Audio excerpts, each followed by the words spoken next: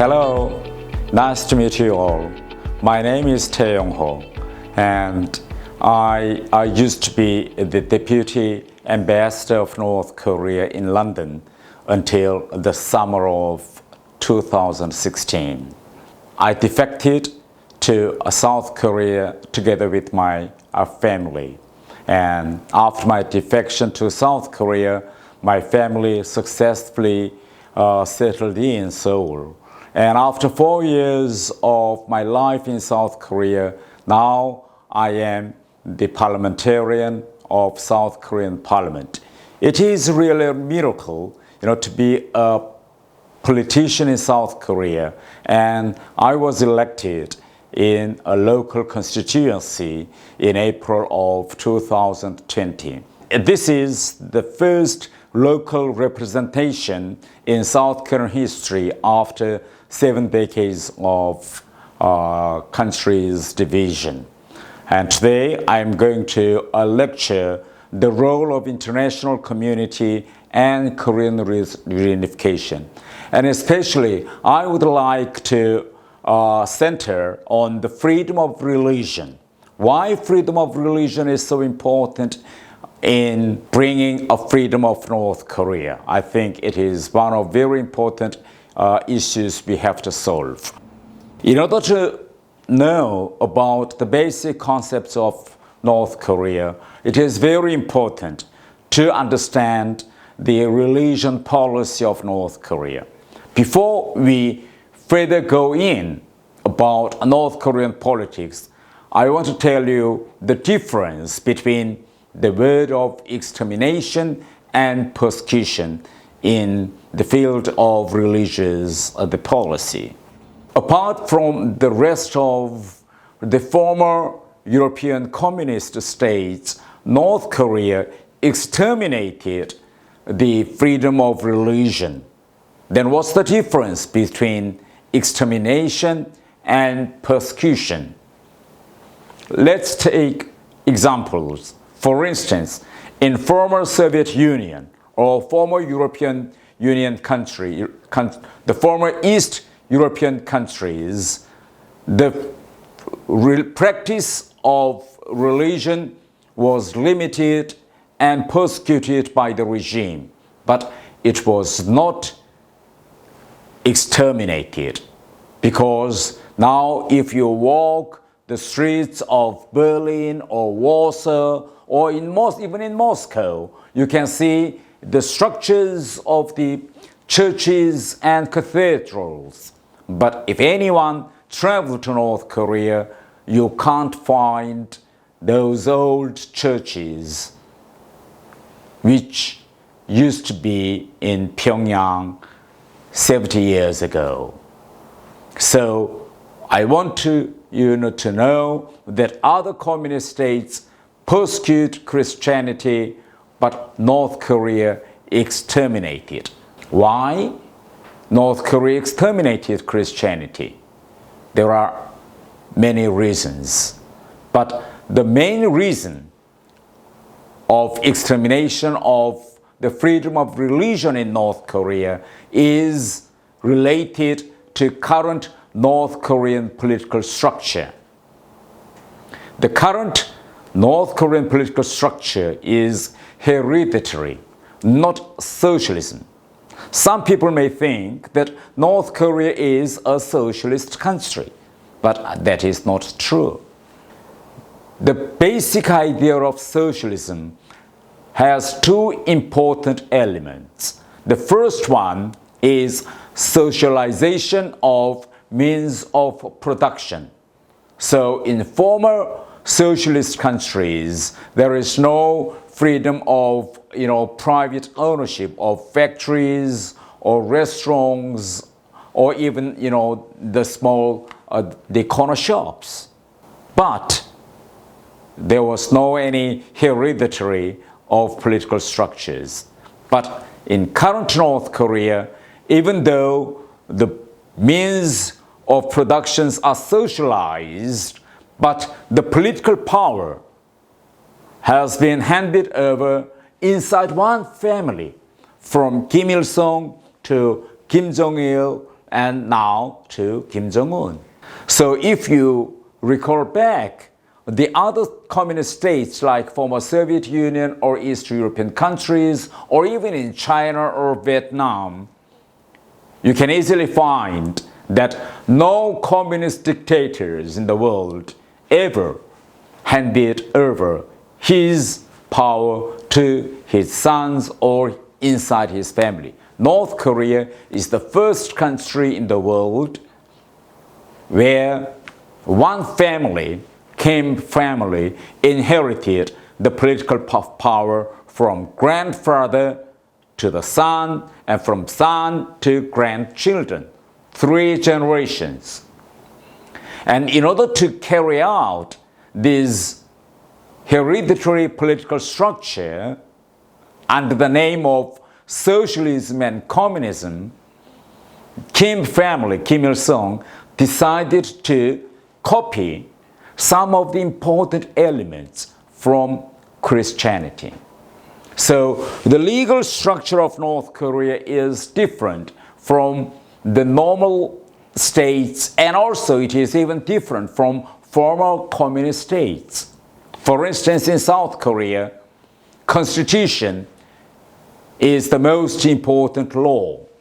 And under the Constitution, there are the laws enacted by the parliament, and after the law, the disciplines and regulations or announcements by the president are available. So if president in South Korea commits any crime, then he or she can be easily impeached. But in North Korea, the legal system is different. The ones which prevails over North Korea is the instructions and teachings of Kim Jong-un. And after the instructions and teachings of Kim Jong-un, there is a party regulation and charter. And after the party's regulation and charter, there comes constitution. So constitution in North Korea is number 3. Number 1 is Kim Jong-un's instructions and teachings. Number 2 is party's regulation, and constitution is number 3. Then you may ask me a question, how was it possible? Kim family copied the main important elements from 10 commandments of the Bible. If you compare the 10 commandments and 10 principles of monolithic ideological system of Workers' Party of Korea, North Korea, you can easily understand how Kim family copied the main idea of 10 commandments. For instance, let's say number 1. In 10 commandments, it reads, "You shall have no other gods before me." That is what number 1 of 10 commandments is read in the Bible. What is the number 1 principle of North Korea? Number 1 of the 10 principles of North Korean Workers' Party is read like this: "We must give all in the struggle to unify the entire society with the revolutionary ideology of great leader Kim Il-sung and Kim Jong-il, now Kim Jong-un."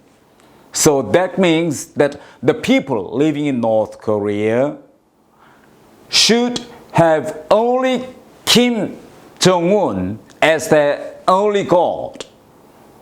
Let's read number 2 of 10 commandments. "You shall not make for yourself an idol." Then let's read number 2 of the 10 principles of Workers' Party of Korea. Number 2 is read like this: "We must honor the great leader Comrade Kim Il-sung and Kim Jong-il with all our loyalty." Exactly the same. Let's compare number 3 of 10 commandments and 10 principles. Number 3 of 10 commandments said that you shall not misuse the name of the Lord your God. Number 3 of 10 principle is we must make absolute authority of the great leader Comrade Kim Il-sung and Kim Jong-il. So I put the pictures comparing these to 10 commandments and 10 principles, and you can easily understand later on. In North Korea, Kim Jong-un and his father Kim Jong-il and his grandfather Kim Il-sung, they are not human beings. In North Korea, the children are taught that the member of Kim family are chosen by heaven. They are not human beings. You know how North Korea calculates the year? Now we are living in 2021, but North Korea calculates the calendar according to Juche calendar. The first year of Juche is the birth year of Kim Il-sung. It is very interesting. And in North Korea, students and children are taught that member of Kim family can use a magic method of manipulating space to liberate, Korea from Japan. In North Korea, all the people are taught that human beings have two kinds of lives. For instance, we are taught that man has political life and physical life. Everyone is given physical life by parents, but political life is given by Kim family. And physical life is limited. When you die, that's the end of your physical life. But political life is eternal. It goes on and on. So the people in North Korea are taught that if you want to keep your political life eternal, then you have to join political organizations and you have to carry out all the political assignments by the leader. So in North Korea, when you reach the age of 9, you should join Pioneer. There is no exception. Everyone should join Pioneer. When you reach the age of 14, you should join Youth League. After 30, you have to join Workers' Party of Korea, political party, or other several different leagues, women's leagues, trade union, peasants' organizations, etc. So in North Korea, everyone has two lives. One is political life and second one is physical life. In North Korea, all the churches were destroyed after the Korean War, and Kim family built statues on the same place of the old former churches. Pyongyang used to be the center of Christianity in Northeast Asia, but now there are only 2 churches and cathedrals in Pyongyang. In North Korea, the people's life and culture is served for personal cult of Kim family.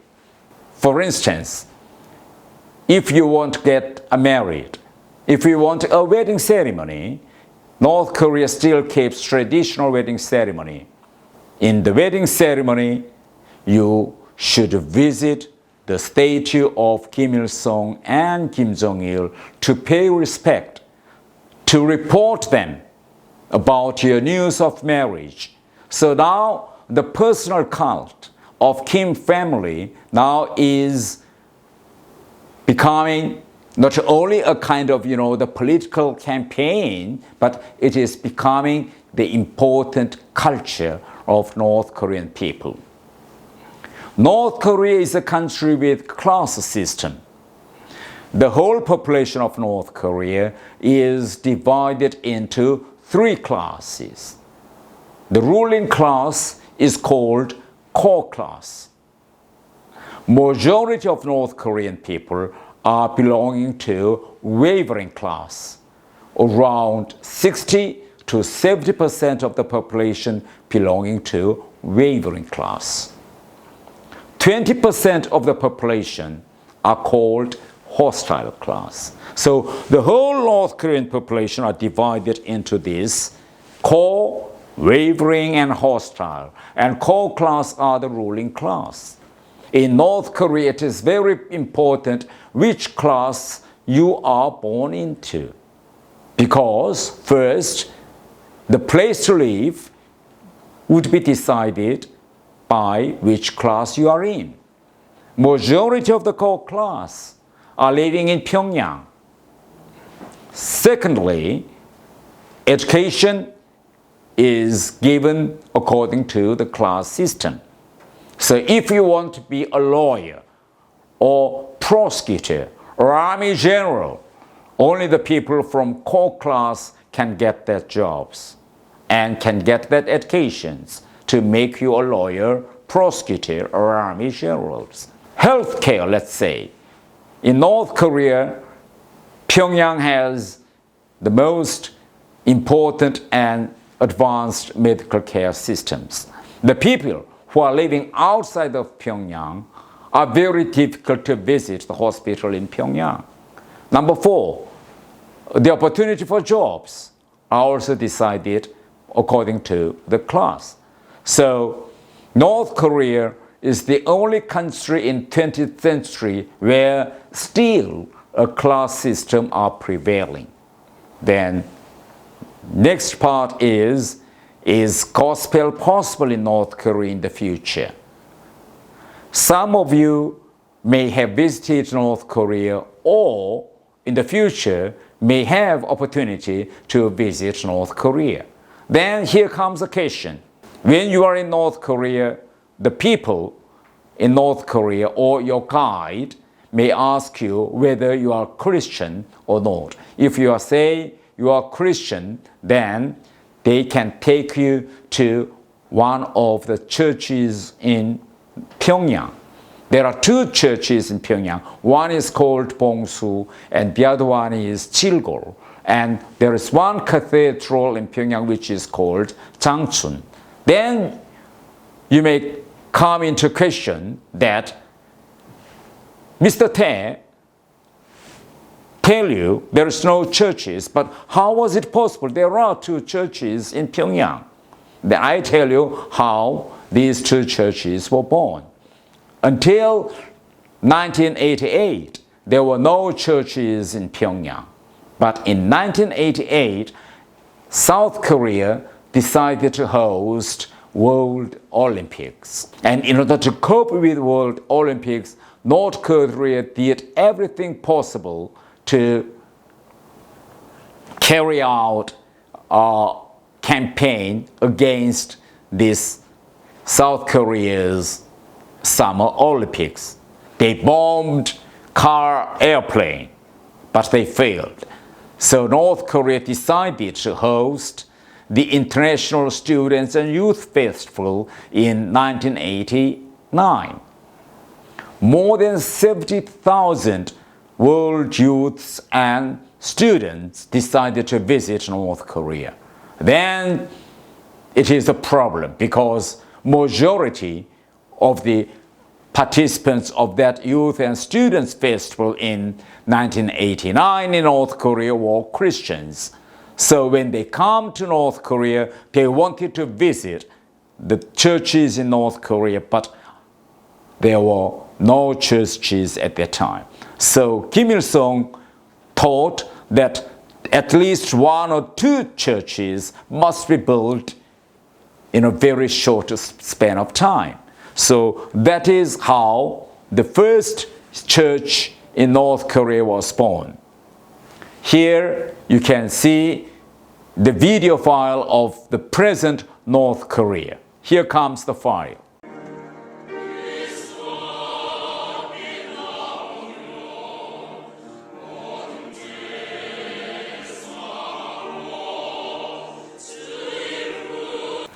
Through this video file, you have seen the Christians in Pyongyang.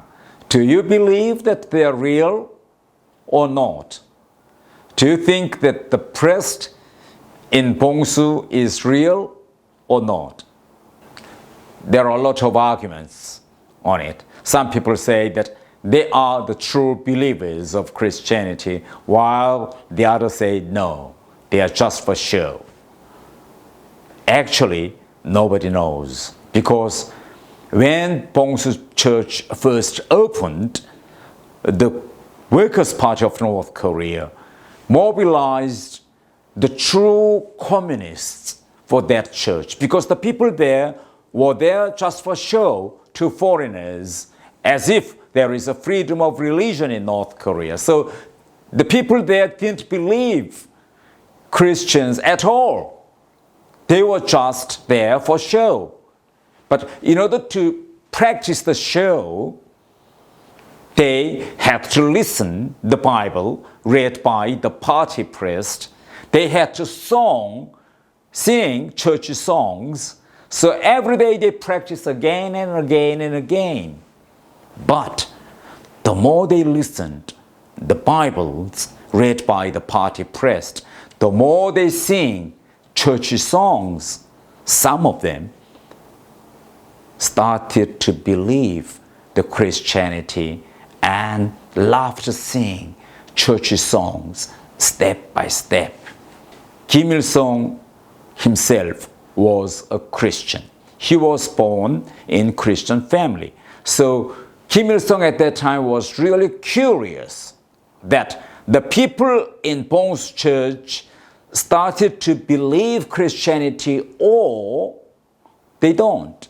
So he asked, you see, the party priest, what about the appearance of the people there? The party priest told Kim Il-sung that he felt that the people in the church started to believe in Christianity. Kim Il-sung asked him, how do you know that they started to build? So what the party priest told to Kim Il-sung is that at the first few months, the people there, when the party priest started to read the Bible, they started to nod. Nobody listened to the Bibles. But after 1 or 2 months, they started to listen, and they found that the Bible was so interesting. So after a few months of reading the Bible, nobody slept. Their eyes were wide open. They started to concentrate. They started to lend their ears the Bible read by the party priest. When the priest, asked them to sing church songs, at the first few months, it was very difficult because there was no enthusiasm when they sing church songs.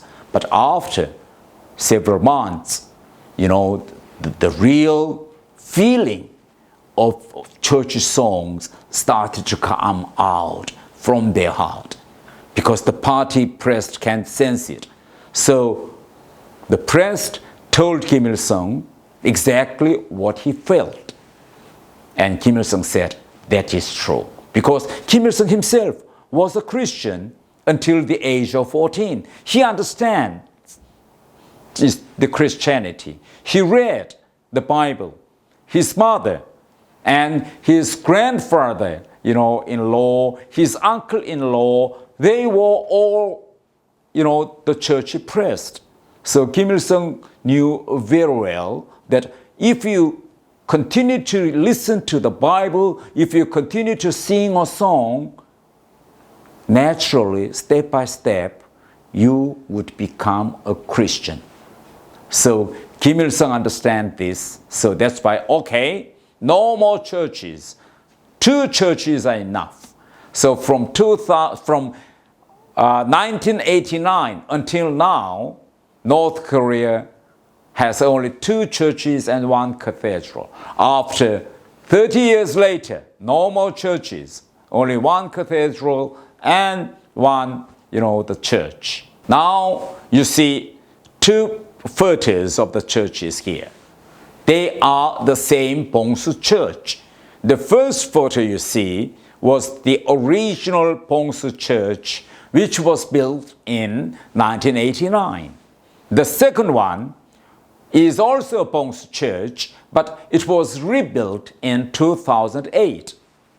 If you compare the two photos, you can easily understand the difference, the structural difference of these two churches. Can you easily find out what is the main difference of these two churches?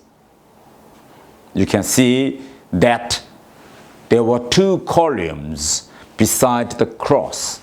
The original Bronx church, if you see, the cross was on top of the roof. So the cross at that time was seen from various angles in the streets. When the people pass by, they can easily spot the cross on the roof.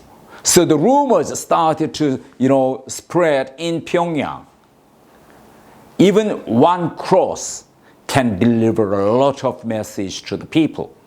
So almost after, the several years, North Korean regime decided to rebuild this church. So now they rebuilt these new ones, and you can see, because the churches, have cross on the top. So even New Bronx Church has the cross on the top, but they built, two columns beside so that the cross can only be seen from one angle at the front. The cross cannot be seen from all angles. So through this, you can easily understand that even a Bible or even one cross or even one or two, the churches can influence North Korea. So I think that if we can succeed in a little much more freedom in practicing churches or Christian in North Korea, we can actually easily, step by step, expand the concept of freedom. Now, North Korea is not the North Korea which it used to be 20 years ago. Now understand that there are more than 400 free markets in North Korea. These free markets of North Korea are really the new birth of freedom and capitalism. Majority of North Koreans now are dependent in these free market systems. The social welfare system of North Korea is almost demolished, even though in structure, North Korea is practicing free educations or free medical care or free ration or whatever. Outside of Pyongyang, no ration of food is available. Now, you can see one photos of the free markets in the late of 1990s. At that time, these markets were called markets of grasshoppers. Why these markets were called markets of grasshoppers? Can you remember the life of grasshoppers? When you try to reach the grasshoppers will run away. If you disappear, the grasshoppers would come back. So in the first few years of these free market systems, the people, in working in those free markets, they are called private vendors, they worked like grasshoppers. When there were police, they just ran away. When there is no police, they would come back and started to sell. So these, the markets, just like those, the vendors, look like grasshoppers. So people call them, grasshoppers. But after several years of these grasshoppers markets, people started to doubt why they should run, because the government did not provide any ration of the food or anything to, live. So the people started, to build their own markets, and they decided not to run. So these markets of grasshoppers developed into the markets of TICs. Now you see the second phase of these free markets in North Korea. These markets started to be available from the first few years of 2000s. And after 10 years of these markets of TICs, from 2010, the markets in North Korea started to develop into the current style. Now you see the photos of the current North Korean markets. Now it has roof, it has inside, it is now indoor system. The people there are very well organized, and you can easily find out that the private vendors working in that indoor markets are fined by the government. Cultural contents of South Korea started to smuggle in from 20 years ago. Now in North Korea, majority of young people of North Korea watch South Korean movies and dramas every night. How was it possible? Because it is Chinese, those digital, the products which made it possible. For instance, if you see the Nortel made by Chinese, if you charge that Nortel for 8 hours, you can watch South Korean dramas almost 20 hours. Everyone knows that North Korea has a lot of energy problems. The people there, do not have enough electricity. But when you go to work, you put that Nortel for charging. And when you are back from your work at night, you can watch South Korean movies or dramas even though there is a power cut. Inequality level is continuously rising. North Korea is one of the countries where those income polarization is really serious. Now here you can watch two different contradicting pictures. One is supermarkets in Pyongyang and one is free market in countryside. So can you compare the lifestyle and living level of these two parts? So inequality index of North Korea is continuously rising. So now it's come to the world. What we should do, the role of international community for North Korea. First, I want to urge you to support the activities to rescue North Korean defectors hiding out in northern China. There are a lot of, the news and rumors, how many North Korean defectors hiding out in northern China. Nobody actually knows. According to some of the statistics, there are around 200,000 of North Korean defectors hiding in northern China. Some surveys say more than that, because they all are hiding in northern China. But I think we should join in our efforts to pressure, China not to send them back to North Korea. We should carry out worldwide campaign for this. And another thing is that we should continue to raise our voices for improvement of human rights of North Korean people. North Korea must, put priority on dual causes of legal system. We should wage out more human rights campaign against North Korean regime and Kim family. We should raise our voices. We should raise our voices wherever we are. So those, the human rights violators must be reminded that one day in the future, nobody knows when, but it is very sure that they will be, put on a trial for those crimes they committed against human community. Thank you. So you talked about the unique situation of religious ideology in North Korea. And do you think there is a generational gap in the level of belief towards this religious ideology at the moment? I think the North Korean millennials actually do not believe in the Tzuchi ideology they were taught.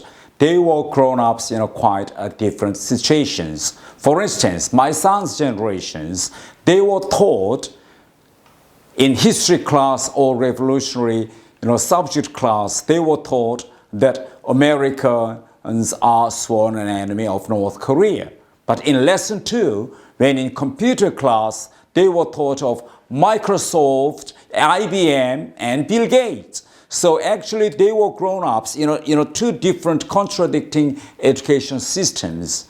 In North Korea, some of the Western cartoons are shown by central TVs. For instance, Tom and Jerry, Lion King, Beauty and the Beast.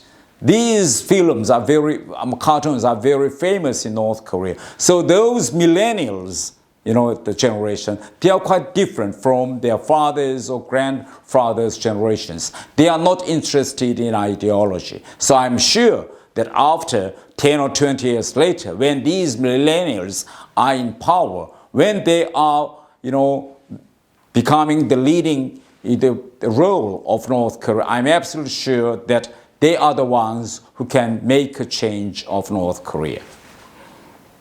So as a North Korean defector and former diplomat yourself, what is your personal opinion on the prospect of Korean reunification? I'm sure that Korean reunification can be achieved within 10 or 20 years.